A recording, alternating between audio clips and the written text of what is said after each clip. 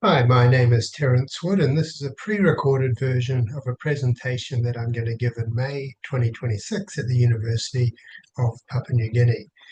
If you're watching this pre-recorded version of the presentation, please be aware that sometimes my presentations on the day are somewhat different, but the overall gist of this presentation will be very similar to the one that I actually give on campus at the University of Papua New Guinea. With that out of the way, I'm now about to share my slides.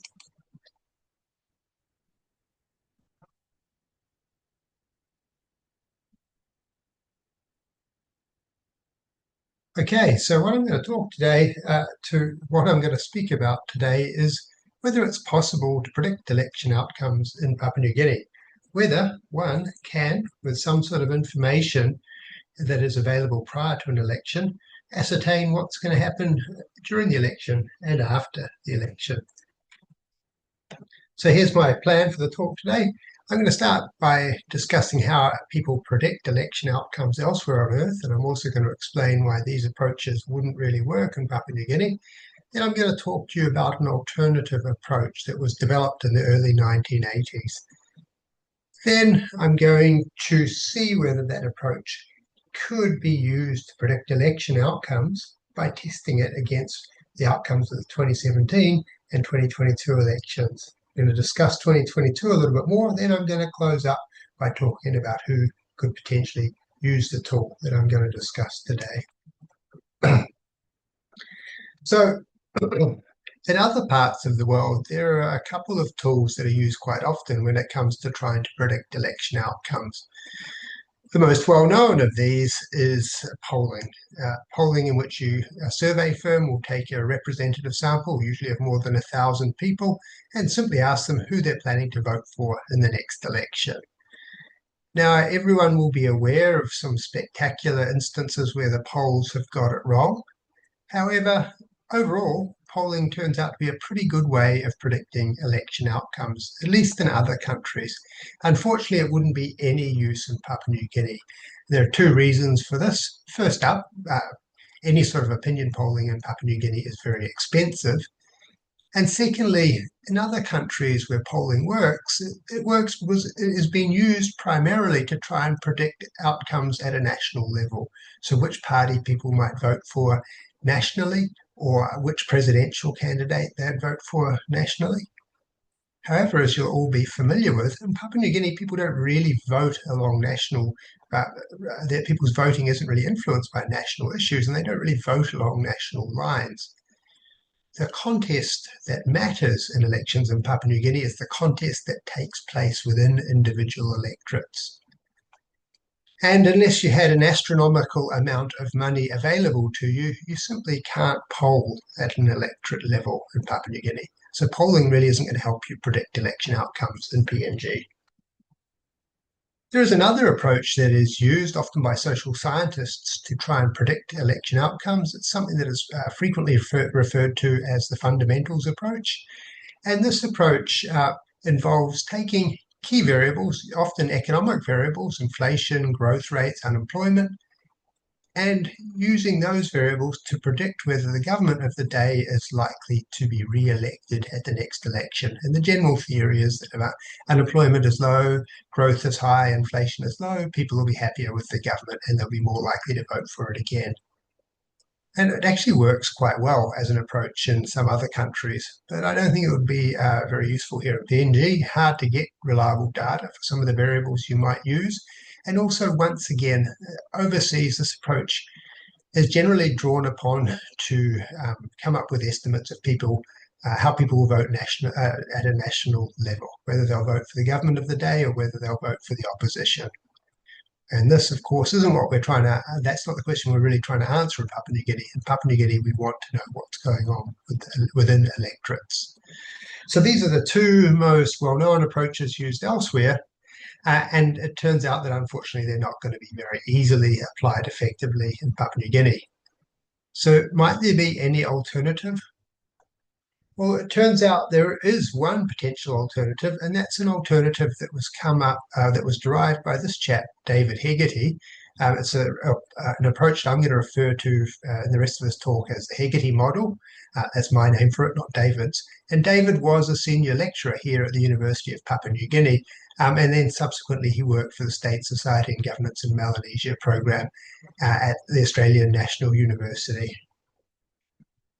And David's idea was that in Papua New Guinea, you could predict the probability that the incumbent would successfully defend their seat in an election based on the number of candidates standing against the incumbent.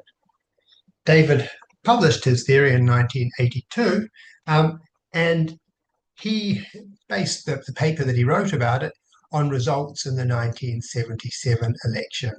And what he found when he looked at data in that election was there was a clear correlation between candidate numbers or changes in candidate numbers and the probability that an incumbent would be re-elected. So then what happened? David had found something.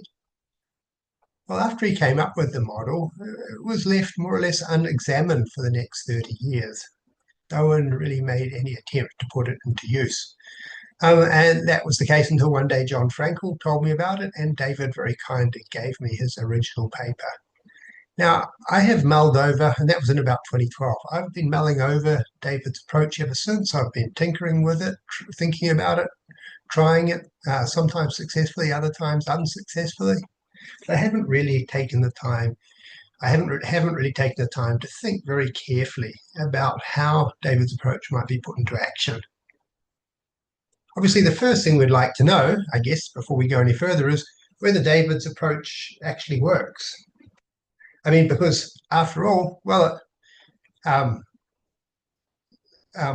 model certainly seemed to have predicted outcomes in 1977, but that could have been a one-off, could have been a fluke. Or even if the model worked really well in 1977, it could also be the case, though, that things have changed since. I mean, 1977 was a long time ago. Papua New Guinea and its politics have changed a lot since then. So maybe the model that David came up with in 1977 isn't relevant to the state of Papua New Guinea's politics today. So before we go any further, what we'd really not like to know is if the model is still relevant.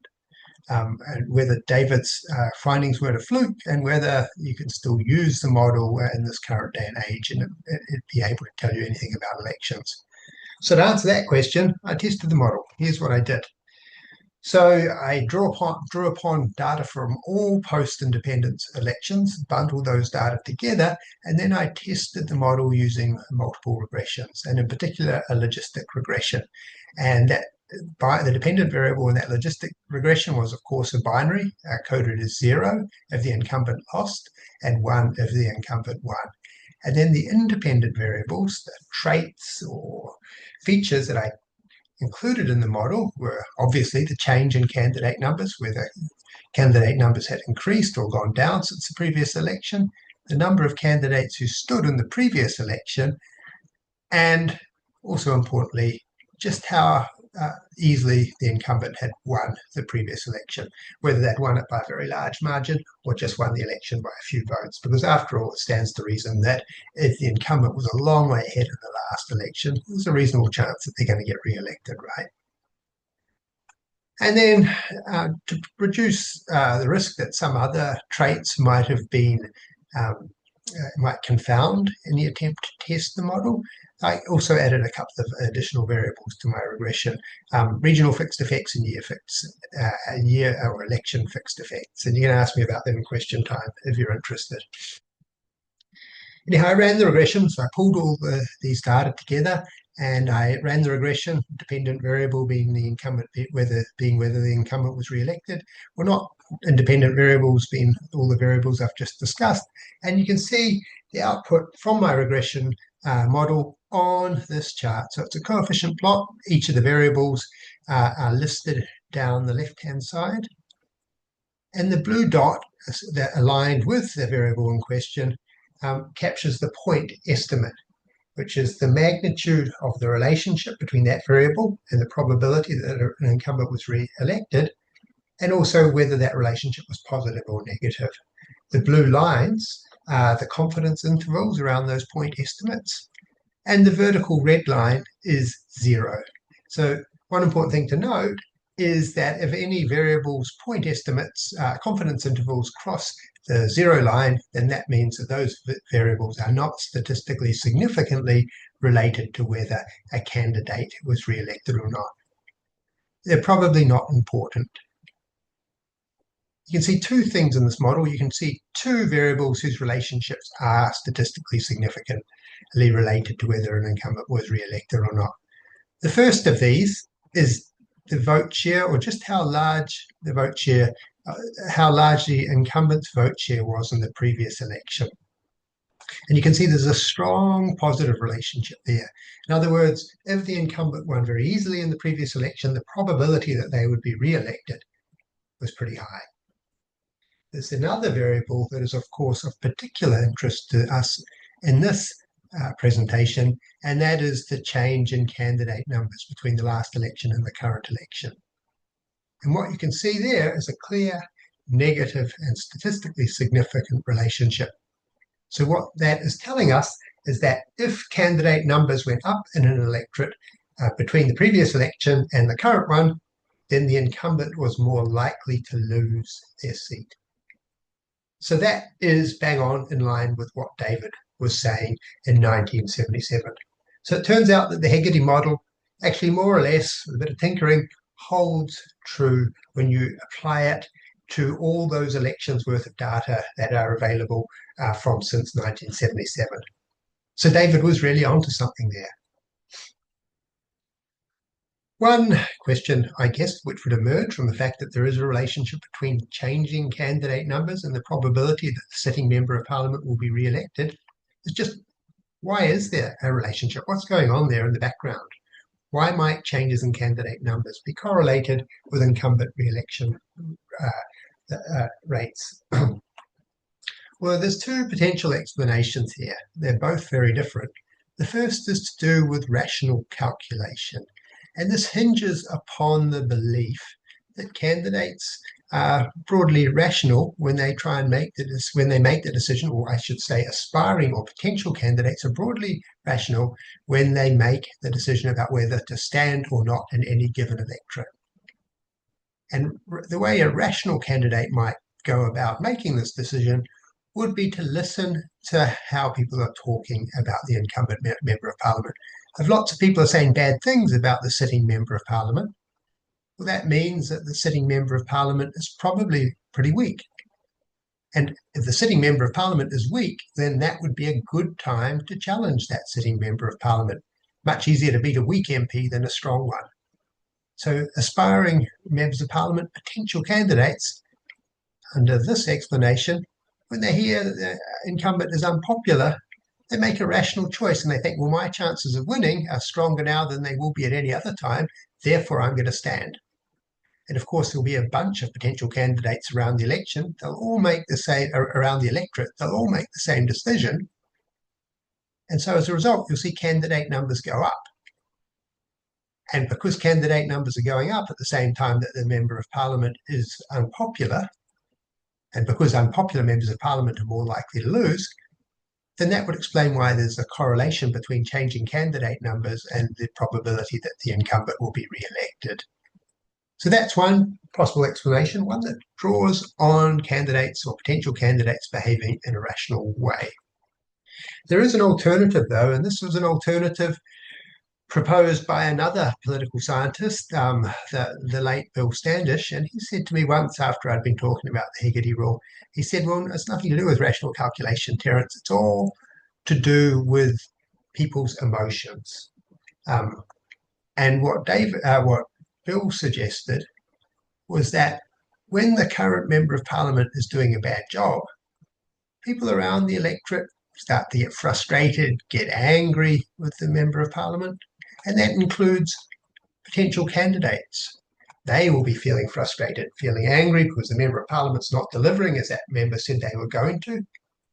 And because those candidates are angry, or those potential candidates are frustrated, angry, well, because of their emotions, they will decide that now is the time. They're angry, they're motivated, they're going to challenge the sitting member of parliament. They're going to stand against them in the electorate. So emotions motivate more people to become candidates to challenge the sitting member of parliament. And at the same time, because everyone in the electorate is frustrated or angry with the sitting member of parliament, well, then the sitting member of parliament is more likely to lose. So once again, we would see a relationship. It's just that this relationship wouldn't be based on rational calculations. It would be based on how people are feeling, how frustrated they are, how frustrated potential candidates are. And when they're frustrated, when they're angry, they're more likely to enter the race. Hence a correlation. Frustrated, candidate numbers go up, probability that the member of parliament wins goes down at the same time. So those are two very different explanations. Now, either one of them could be correct. I don't know the answer, and it's plausible that both are correct to differing degrees and in different places and at different points in time.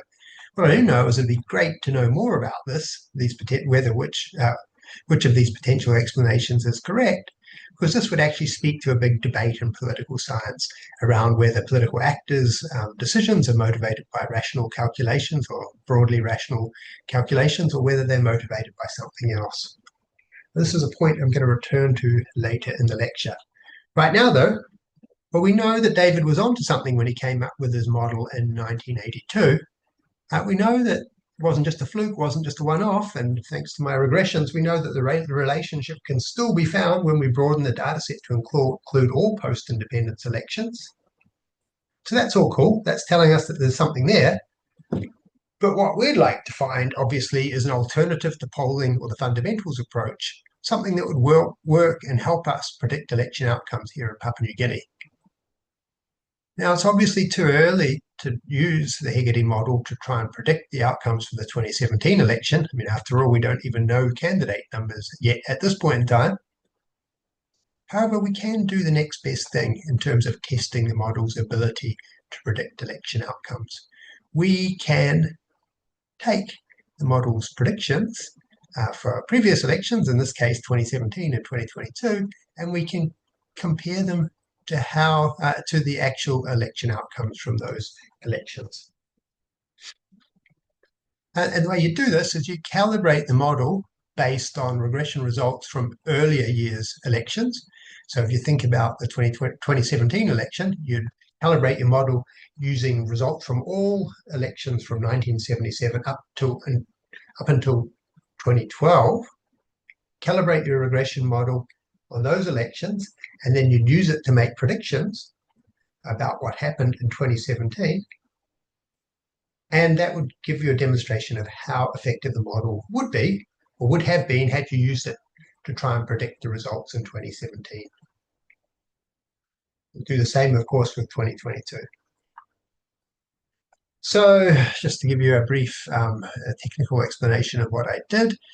So I used data from all years prior to the election in question, as I just said, and my regression model involved all these variables as independent variables, the dependent variable, obviously the binary of whether the incumbent is re-elected or not. Run this regression. There's only one difference, which is year fixed effects are replaced by a linear trend variable for years.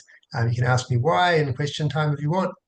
So run the model, and then you use the outcomes of the model to come up with predictions based on candidate numbers and changes in candidate numbers in 2017 to come up with predictions that about whether incumbents will be re-elected or not. Do that, and then, of course, you compare those predictions with what actually happened. So how did the model perform when it came to predicting election outcomes? Well, here's the results for the test based on the 2017 election. First thing you should know about this chart is that that red horizontal line indicates a 50% success rate. Why do I have a line there at 50% success rate? Well, that's because if you were to just guess or to flip a coin and say heads, the incumbent wins, tails, the incumbent loses. So the thing you're doing here is purely random. There's no insight. There's no justification for what you're doing. You're just taking a guess. Then you'll get the answer right 50% of the time. So any predictive model is only going to be worthwhile if it does at least somewhat better than getting the correct answer 50% of the time. So what happened in 2017? Well, you can see that the model actually predicted the correct result 71% of the time. So that's definitely not as it's not that close to 100, but it's also quite a lot better than 50%. Interestingly, the model was better at predicting losers. So when a candidate lost, it was more likely that the model would have said they were going to lose than it was in predicting winners. It did pretty good at predicting losers. Main point, though, is that overall, the model performed pretty well. Not perfectly, but it's a good start, right? So that was 2017. When I ran the model for 2017, I came away quite happy. What about 2022? Oh, so what you can see here is the model predicted the results correctly 60% of the time. Now that's still better than tossing a coin, but it's not that much better. And what you can also see is the model did a bit better when it came to predicting losers, but it didn't do very well at all when it came to predicting winners. In fact, it was only slightly better than tossing a coin. So what went wrong in 2022? The results weren't perfect in 2017, but they are hopeful. What happened in 2022? Well, there's a pretty simple answer to that, right? It is that sitting members of parliament won their seats back at a much higher rate in 2022 than had ever been the case post-independence, or had ever been the case previously in Papua New Guinea. So if you look at the other bars on that chart, so those are re-election rates in previous elections. What you can see is that more or less average out at about 50%. About 50% of sitting members of parliament who recontest their seat have been re-elected in each general election since independence. So that's the sort of baseline that the model is working with, right? Unfortunately for the model, in 2022, nearly 2/3 of all members of parliament were re-elected. And obviously any model that's been calibrated on previous years where the incumbent re-election rate was much lower is going to under-predict winners in an election where so many more winners were re-elected than usual. So that's why the model underperformed in 2022. There were other interesting things that went on in 2022, though, and one of them was just how successful candidates standing under the Pangu Party banner were. Also how successful Pangu Party incumbents were, incumbent sitting members of parliament who were affiliated with the Pangu Party. The Pangu Party and incumbents had a remarkably good election. And here's where the model can actually be useful, even when overall it's not that successful. Well, what do I mean? Well, this coefficient plot shows you the results from a similar regression model to the one that I previously talked to you about, but which also includes a variable. So it's just focused on 2022 elections, looks at candidate numbers, changing candidate numbers, also the winner vote share from the previous election. But one additional variable has been added to this model, and that is whether the incumbent was standing under the Pangu Party banner or not. And what the result here is showing you, so there's obviously a statistically significant positive relationship here between standing under the Pangu Party banner and being re-elected. But what this model is showing you is that even when changes in candidate numbers are taken into account, and even when things such as the margin by which a candidate won the previous election are taken into account, even when these important variables are taken into account, these variables that seem to be so clearly correlated with election outcomes, even when these are taken into account, Pangu Party candidates did better, Pangu Party incumbents did better than one would have expected them to do. It's a very strange pattern in the data, and it's not one that emerges if you tested for, say, the PNC in 2017 or something. So what's going on? Why did Pangu Party incumbents have a much better election than you would have expected them to have had based on things such as changes in candidate numbers? Well, there are two possible explanations. One of them is that, which I've heard online and so on, was to do with corruption at the Papua New Guinea Electoral Commission.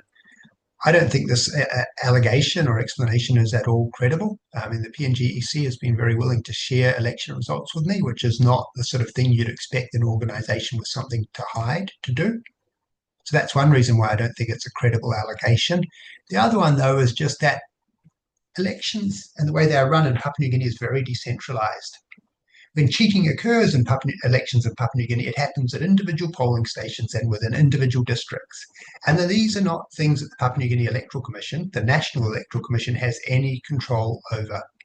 It can't control them for the better or for the worse. The way elections operate at a local level is controlled by local level electoral officials and other local level factors. And the PNGEC, while it runs the overall process, just doesn't have much influence at a local level. So it really doesn't have the power to influence election results at a local level on an electorate by electorate basis. So just even if people in the PNGEC wanted to cheat, they couldn't, or at least they couldn't in a way that would lead to Pangu Party incumbents overperforming. So what else might be an explanation then? Well, one thing you can see on this chart is that whatever happened to help Pangu candidates, it must have happened after candidates, whatever happened to help Pangu Party incumbents must have happened after other candidates made the decision to challenge the incumbent or not. So after other candidates, either through their own emotions or because of rational calculations, decided to stand against the incumbent in the 2022 election. So it must have been something that gave the incumbent an advantage during the campaign period, after candidates had made the decision to stand against the incumbent or not. Well, what could have helped during the campaign period? Well, I can think of one obvious thing that could have helped, and that is money. I suspect that Pangu Party incumbents did so well in 2022, so much better than we would have expected them to do on the basis of changing candidate numbers, because they had access to much more money. Now, to be absolutely clear, I'm not alleging that these candidates actually used money illegally, paid for votes or anything like that. I have no evidence that that would be the case. It could be, but I can't prove it, so I'm not making that allegation. There are other ways, though, that money could help, even if a candidate stayed within the rules. Could help print posters, could help candidates get their election teams around the electorate campaigning. One way or another, right, money is going to help. And it's going to help in those last few weeks before the election, the campaign period, after other candidates have decided whether to stand or not. So that is my suspicion about why Pangu incumbents did so well in 2022, why they did so much better than we would have expected them to do on the basis of the number of candidates that were standing against them. Very likely to be something to do with money. Now, I don't have conclusive proof. The Prime Minister hasn't rung me up and said, yes, Terence, that's what happened.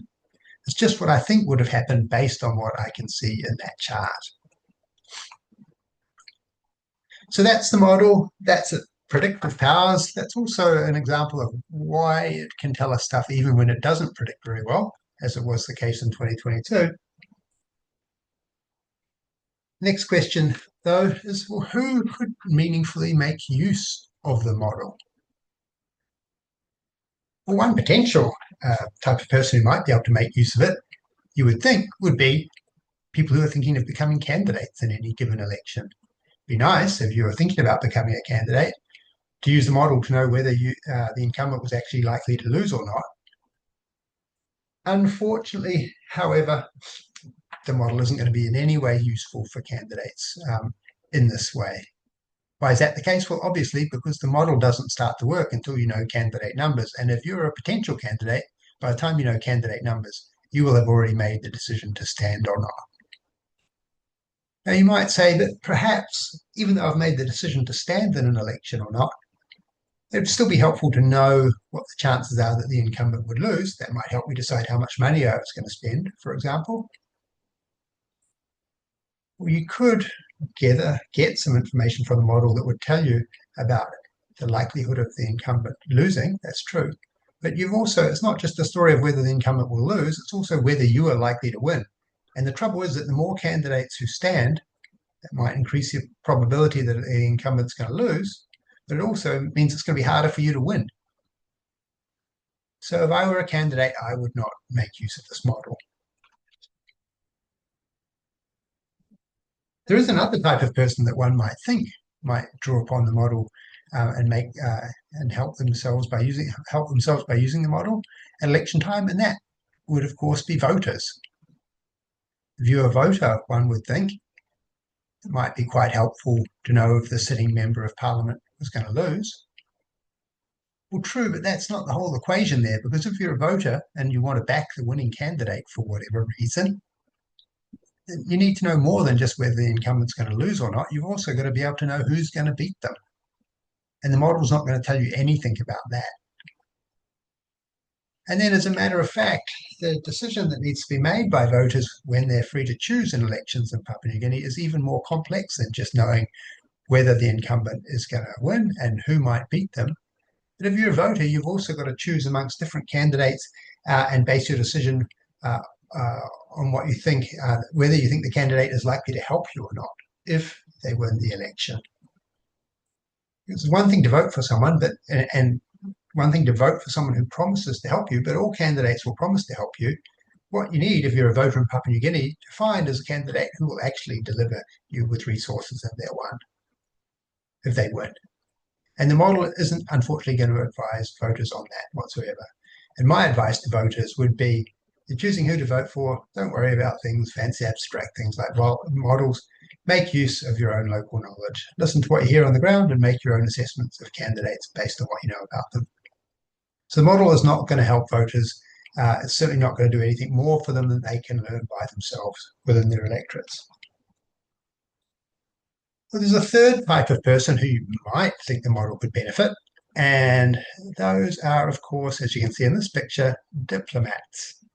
Now, one could imagine, so representatives of foreign countries working here in Papua New Guinea, one could imagine that foreign diplomats might like to know just who's likely to win and who's likely to lose in the next election, because it would be helpful for a foreign diplomat to know if they were ever going to have to deal with politician X again, whether that politician was still going to be in parliament after the election.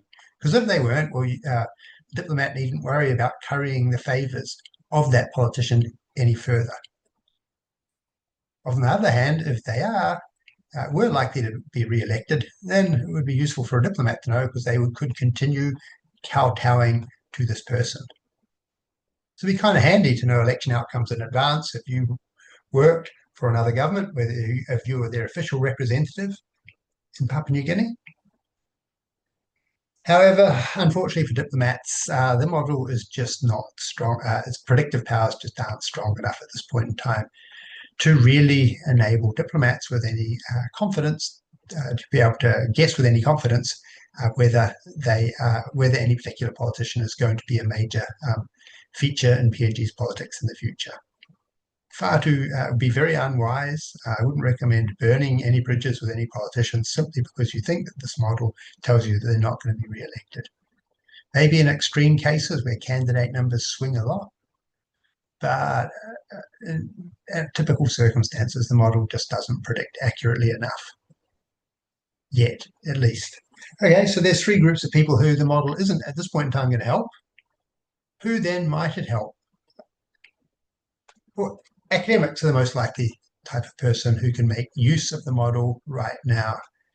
What can they do with the model? Well, the first thing that academics could do is try and make it more effective, try and improve its predictive power, because there are many other potential variables that might be drawn on and which might make the model better at predicting election outcomes.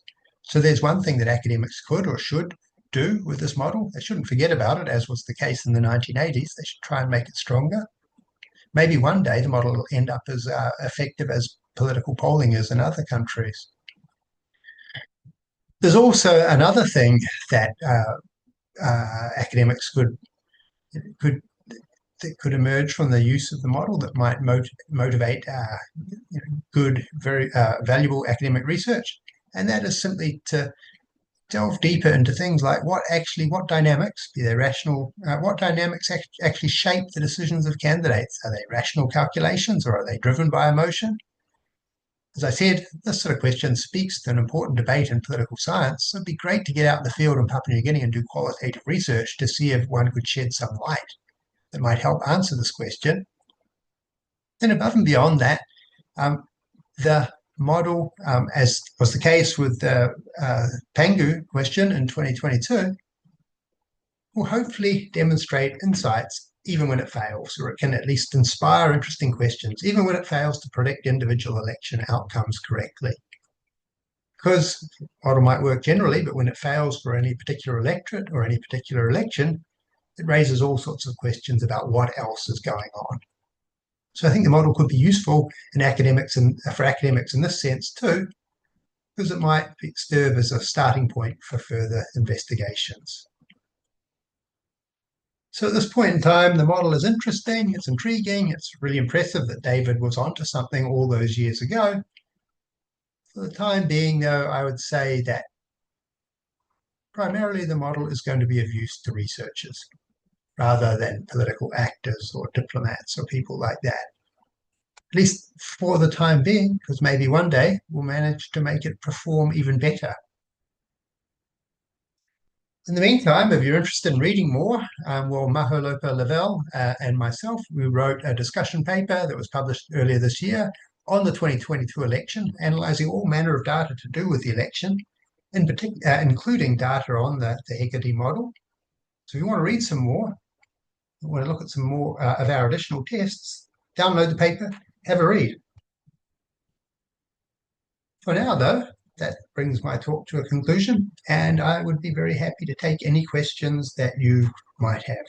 Thank you very much for your time.